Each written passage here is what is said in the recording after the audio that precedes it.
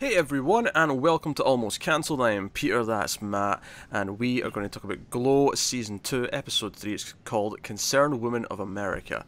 So, full spoilers for the episode, as always. And the title is, of course, referencing the fact that this group, this society, is upset. Because keep in mind, it's the 80s, and this is the same time period that everyone was giving Paramount shit for Friday the 13th. They're not happy that a TV show this sexual is on television, which I'm sure. I'm sure if you actually watch an episode of the actual Glow, it's probably nothing compared to what's on TV now. But again, we're in the 80s. It's the 80s. They're reacting to it, and the producers coming down on them, the network's coming down on them, and Debbie's got the idea to just like, oh, we'll do a positive message. Okay, yeah, we'll do a little PSA, a little 60-second PSA. So a nice bulk of the plot of this episode is Debbie, who eventually teams up with Ruth to write this PSA, and then they shoot it, and that's kind of what the plot revolves around for the most part. We also check in with Cherry, who has her own plot this episode. Yeah, finally, after 2 episodes of her, Yeah. Not being mentioned really. Yeah, and we see what she's up to and what she's doing, so we get up with that. I think what's fascinating for me about this episode is the Debbie Ruth dynamic was really like it went through like a roller coaster ride in this. I think because at first I thought Debbie sort of interjects because she like actually cares about Ruth and doesn't want to see her be hurt, but by the end of the episode, like I'm not entirely sure if it's not at least a little bit malicious. Oh, it's big time malicious. Like, the end of it really kind of flips it on its head a little bit, because she thinks she's doing what she thinks is right for X amount of time, and, the camera guy, sets up a date with Ruth, and like, oh no, there's a film festival on, and, Hepburn might be there, and, he kind of convinces her into it, and they're looking forward to it, they're flirting throughout the episode, as they've been, and ultimately, after they've shot the whole thing, Debbie says, oh no, Ruth, you could stay back and help me, like, re-record the narration, right? Like, we can do that, and she pretends like she doesn't know. She knows the camera guy is going on a date, but she doesn't know that Ruth's going on a date. She does actually know that, but she's pretending she doesn't. And Ruth isn't dressed just like normal. Like, she's all dolled up. Yeah. For this, Yeah, and at the end of like them working and it's late, and we see where all the other girls are, and we'll get to that in a bit. But Debbie is like, okay, it's time to go, I guess. And Ruth is like, hey, well, since we stuck around, do you want to go get a drink before you have to go home to the babysitter? And Debbie immediately starts going very cold. And this is where it started to really feel different to me, because I was like, well, Debbie, you're interjecting and like sort of interfering her life here, but you're not wanting to actually be friendly at the same time. You can't necessarily have it both ways. Yeah, but it was also that Ruth was like, oh, well, I didn't think you wanted to go home. So it kind of spun it back on to Debbie, like, this is her escape from everything. And she doesn't like that the idea is out there.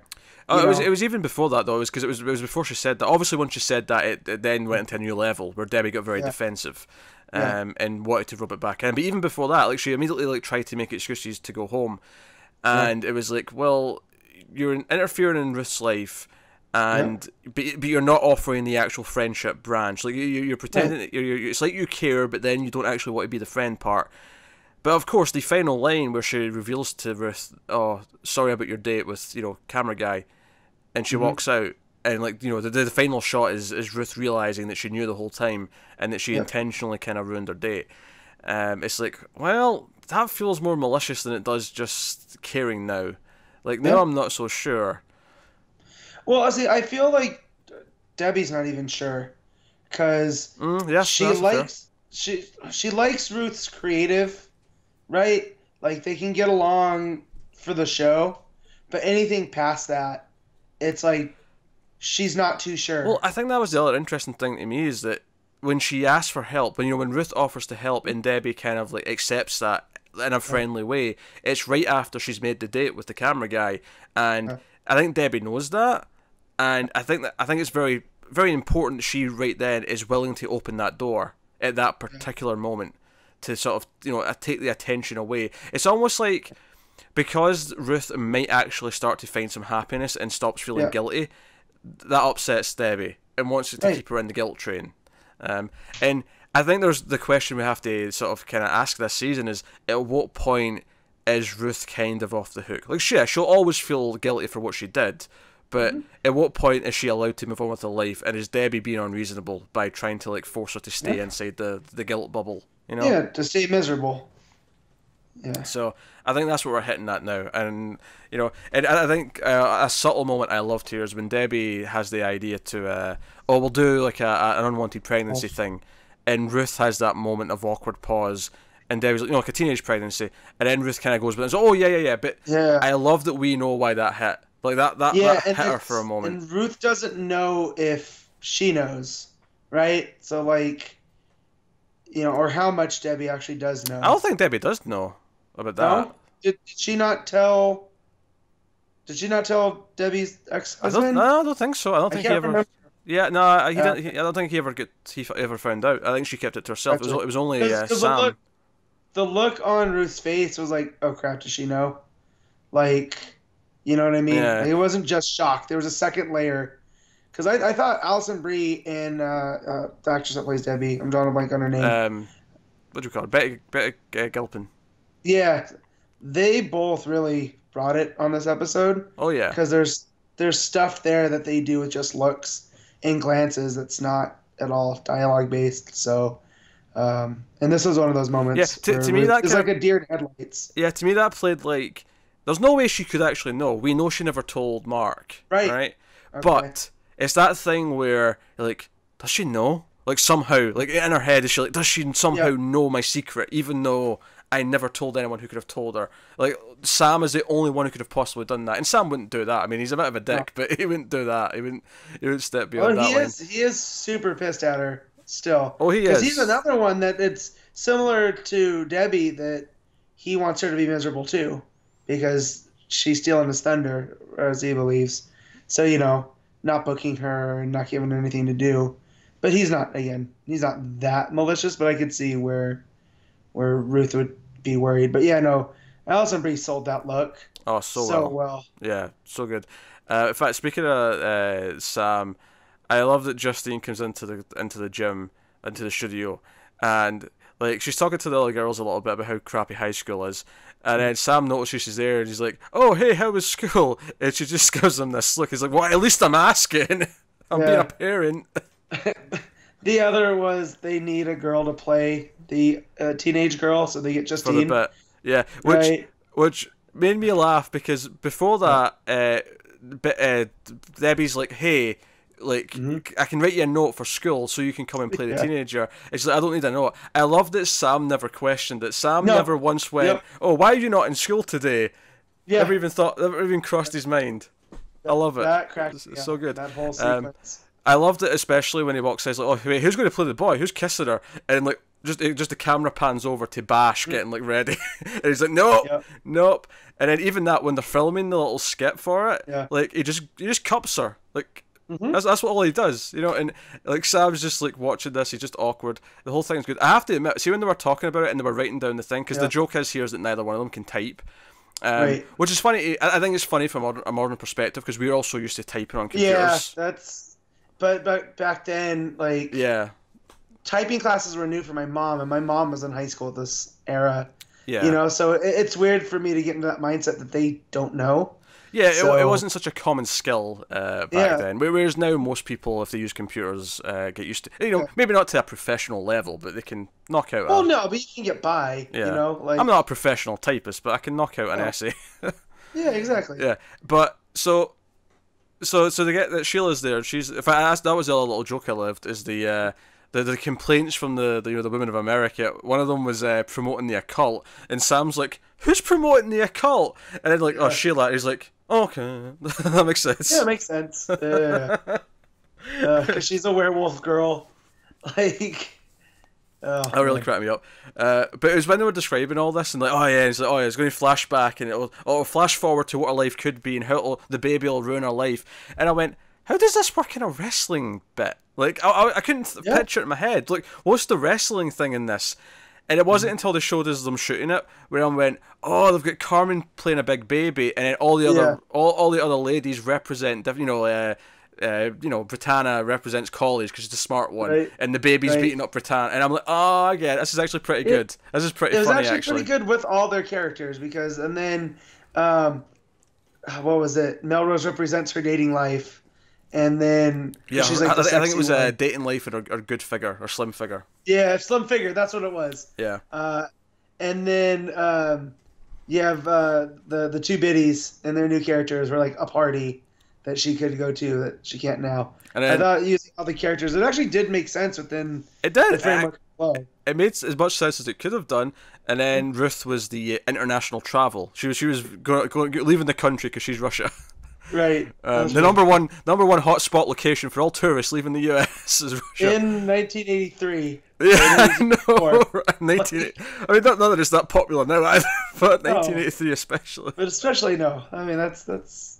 Yeah. Oh, so good. But so I was really entertained. This is the thing with this show is that it does these great little character beats, but then it'll still give us this really funny like set piece of them filming this bit. And it was really entertaining. And there's some other subplots, of course, to mention. We'll leave Cherry till last, but I want to mention was a subplot with Melrose and her having cramps. There's a really funny scene actually where they realise that Justine, who's the teenager, is having sex, as she puts it, all the time, and none of them are getting any. And they're all pissed about it. It's like an injustice has happened. Like, what? Why is a teenager getting laid? Right. And yeah, but I loved Melrose being backed up. Yep. Just like in fact, my line of the episode might be, "There's so much shit, there's not enough room for dick." That might be my favourite line of the episode.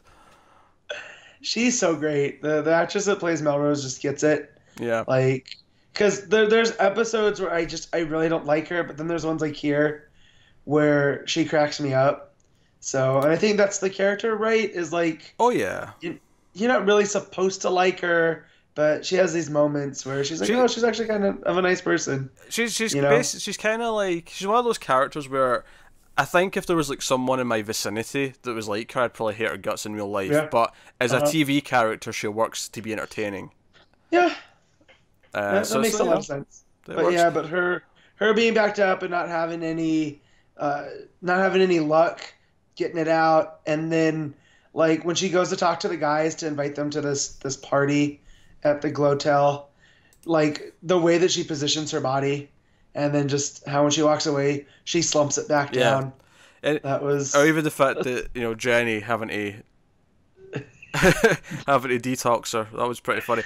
But all for the jacket, and I actually loved, just from a filmmaking standpoint, I loved it when it cut straight from that to Jenny walking to the party wearing Melrose's jacket, but it was all from the perspective of right behind the jacket and how she feels like a badass. And then the guy who turns out, I actually thought it was him in the first episode when I saw the second camera guy, the blonde one. He's actually Kurt from Dear White People. I thought I recognised him. Okay. It's when I heard him speaking this one, I was like, oh yeah, that is definitely Kurt. He's got longer hair, but it's definitely him. So yeah, Netflix show. Yeah, he's getting all the Netflix roles. So that was really entertaining, and then Jenny makes out with him, and then Melrose is pissed. That should have been her. Yeah. Well, yeah, because this was her idea, and she's the one that can't make it work. So yeah. And also the jacket scene reminded me of Drive a whole lot, because of how much of all the things. Just because of how much Refn focused on Gosling's jacket, the cool scorpion, like but I get a comparison. It gave me vibes from that, and that also had that very 80s, even though it wasn't set in the 80s. Also, had a very 80s vibe to it. I guess Justine and Steve didn't break up. I took the concert scene as them breaking up, but apparently not. They're teenagers, like they're gonna fight and break up, and they get back together, and nobody knows anything. I mean, it just makes me feel like Sam going, I don't want to know, just. Oh yeah, especially who is it that says it? I think it's Debbie says to him, "Oh, she's on the pill, it'll be fine." I don't want to know that. I don't want to know that. Yeah. Don't tell me these things. No, it's good stuff. So then, obviously, that leads us to the Cherry plot, which is she's got a lead on a detective show. She's a buddy cop duo, and she's like diving across cars, and she's good at that because she's a stunt woman. But then she gets to her lines, and she either forgets them, or as we see later on, she delivers them in such a robotic way that it's ridiculous. And she's worried, and they're trying to fix her by like changing her hair, and they're changing her lines in the script and all that. And she feels upset that they're changing who she is. And her husband comes to get Sam for his advice as a director, and he ends up coming to see her. And he watches some of the footage, and he's very honest with her. He's like, look, you're not trained to do any of this, right? You're a great stunt person, you're great at what you do, but you're not trained for this. And because of that, like, you know, it would take some time. Come back. And she really doesn't want to be fired. So what he does is he calls up, because it's the same network the show's on. He calls up the network guy and says, "Hey, I need Cherry back. I can't do Glow without her. She's the best." So he spins it into this positive thing, and of course the director of this show is just standing there over his shoulder going, "Yeah, I can do that. Yeah, we can work with this. That's fine." Yeah, he's the British guy that we saw earlier in the first episode, where Sam felt like he was creeping on his job. It's the same guy, but no, it's like when we see Sam's humanity, like here, and he's just very cut and dry. He doesn't sugarcoat anything to her, even from when her husband's trying to like, we're gonna good cop bad cop this, and you know she'll talk to you, and she still doesn't. And then finally, when they do, you know, he's just like, yeah, it's gonna take a while, but why don't you come back if you don't, you know, you're more comfortable on Glow. So. It was nice because again he's very Sam about how he does it, but it's the moment where you realise he's going to spin this into, no, she's not being fired. I'm demanding she come back to us, and it looks better for her because it's like, no, she's in demand. You know, it's nice, a nice little spin on it, and it just reminds us that he does have a heart in there. It's beatered in bloody. In fact, that was one of my favourite little jokes. Was when Debbie's using his typewriter and she like just blows on it and goes, it's to remove all the cocaine. And Ruth's just like, yeah, good idea. Yeah. Good idea. Definitely. That was a good one. But yeah, I just over the last 2 episodes, Sam's really been an ogre. So to see him, you know, come back down to a human level, that was nice. The hint of humanity is good, definitely. Also, I laughed at, you know, Cherry can't remember her lines, and her husband sits down to do lines with her again, just to run the lines, and he just knows the script off by heart, and she's just pissed about it. It's great. Well, and I love the scene where she's trying to give the lines, and you can see him mimicking them in the back. Yeah, but he's putting more emotion into them. He's like really like accenting everything and like doing all the body movements, and she's just standing like a robot in the foreground. That's good stuff. It's pretty great.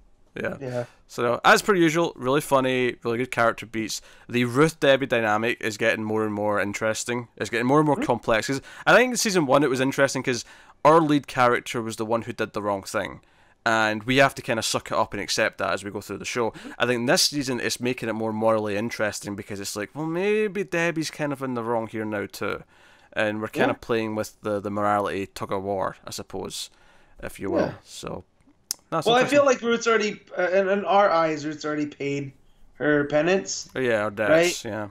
So this makes, you know, to me at least, it makes Debbie look more like the villain, which clashes with her, you know, Liberty Bell character, where she's the consummate good guy, and she's the one delivering this PSA, like the narration and whatnot. So I think that's super interesting.